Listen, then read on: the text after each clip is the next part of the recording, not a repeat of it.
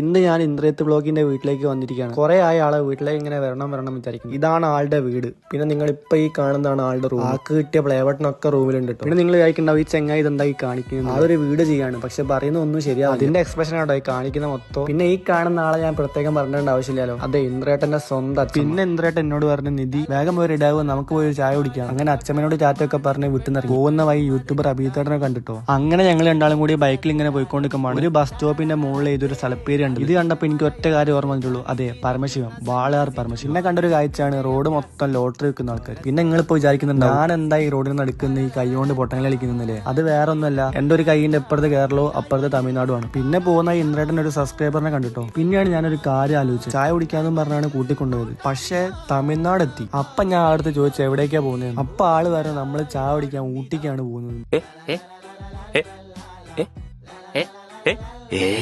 പോകുന്ന വഴിയൊക്കെ നല്ല മഴയാട്ടോ. പിന്നെ കണ്ടൊരു സങ്കടപരമായ ഒരു കാഴ്ചയാട്ടോ ഇത്. ഒരു ആംബുലൻസ് നിൽക്കുന്നുണ്ട്, പക്ഷെ ആരും വഴി കൊടുക്കുന്നില്ല. പക്ഷെ ഇതിപ്പോ കേരളത്തിലാണെങ്കിൽ ആംബുലൻസ് ഒക്കെ എപ്പോഴോ പോയിണ്ടാവും. പിന്നെ ഇന്ദ്രയുടെ നല്ല പ്രോ ഡ്രൈവറാട്ടോ. പോകുന്നവരും വരുന്നവരും ഒക്കെ ചീത്ത പറഞ്ഞിട്ടാണ് പോകുന്നത്. കാരണം എന്താ വെച്ചാല് സ്റ്റാൻഡ് ഇട്ടാണ്ട് പോവാ, വളയുമ്പോ ഇൻഡിക്കേറ്റർ ഇടുന്നില്ല, ഇൻഡിക്കേറ്റർ ഇട്ടിട്ട് ഓഫ് ആകുന്നില്ല. അങ്ങനെ പോകുന്നവര് മൊത്തം ചീത്ത പറഞ്ഞിട്ടോ പോകുന്നത്. അങ്ങനെ ആകെ മൊത്തം ഒരു പ്രോ ഡ്രൈവറാണ്. പിന്നെ ചുരമൊക്കെ കയറി കഴിഞ്ഞിട്ട് ഒരു സംഭവം നടന്നു. ഊട്ടി പോയി ചായ അടിക്കാന്ന് പറഞ്ഞ് ഇന്നെ കൂട്ടിക്കൊണ്ടുവന്നിട്ട് ഇത് എനിക്കിനി വണ്ടി ഓടിക്കാൻ വയ്യ, ഭയങ്കര തണുപ്പ് എന്നൊക്കെ പറഞ്ഞ് റൂം എടുത്ത് പുതച്ച് മൂടി കിടക്കാണ്. നല്ല ആളെ കൂടെ ഞാൻ വന്നത്. ശേഷം അടുത്ത ദിവസം രാവിലെ എണീറ്റ് പിന്നെ റൂമിലുണ്ടായ സോപ്പും പേസ്റ്റും ബ്രഷും ഒക്കെ എടുത്ത് ബാഗിൽ ഫ്രീ ആയിട്ട് കിട്ടിയല്ലേ, പിന്നെ എന്തിനാ വെറുതെ കളയുന്നേ വെച്ച്. അത് കഴിഞ്ഞ് ഞങ്ങൾ നേരെ റൂമിൽ നിന്ന് ഇറങ്ങി. എങ്ങോട്ടാ പോകുന്നത് വെച്ചാല് 100 വർഷത്തിൽ കൂടുതൽ പഴക്കമുള്ള പൂട്ടിക്കിടക്കുന്ന ബ്രിട്ടീഷുകാർ പണിത ഒരു പഴയ സെമിത്തേരിയിലേക്കാണ്. ഇവിടെ ചെന്നപ്പോ ആണെങ്കിൽ മുന്നിലുള്ള ഡോറ് പൂട്ടിക്കിടക്കുന്നു. മതിൽ ചാടാന്ന് വെച്ചപ്പോൾ മതിലിന്റെ മുകളിൽ ഇതേപോലെ കുറെ കമ്പികളൊക്കെ വെച്ച് ആർക്കും പോകാൻ പറ്റാത്ത വിധത്തിലാക്കി വെച്ചു. ശേഷം എവിടെയെങ്കിലും ഒരു വഴി ഉണ്ടാവുമോ നോക്കാൻ വേണ്ടിട്ട് ഇങ്ങനെ കാട്ടിന്റെ ഉള്ളിൽ കൂടെ ഒക്കെ പോയി നോക്കി. അപ്പോഴാണ് എന്റെ കാലിന്റെ മുകളിൽ ഒരു അട്ട കയറി ഞാൻ കണ്ടത്.